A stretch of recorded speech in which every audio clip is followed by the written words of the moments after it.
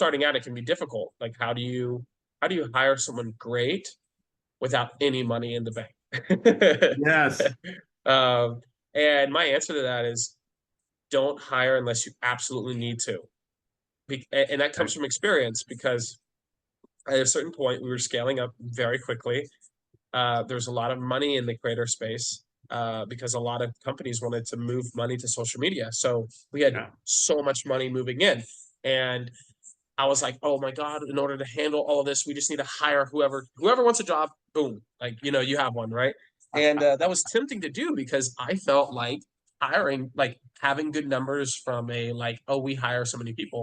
I was very proud of that. I was like, we provide this, like, we're providing jobs to people. I was very proud of Sure. that. Sure.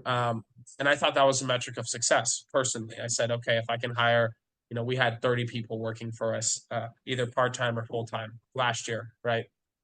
And I was very proud of that.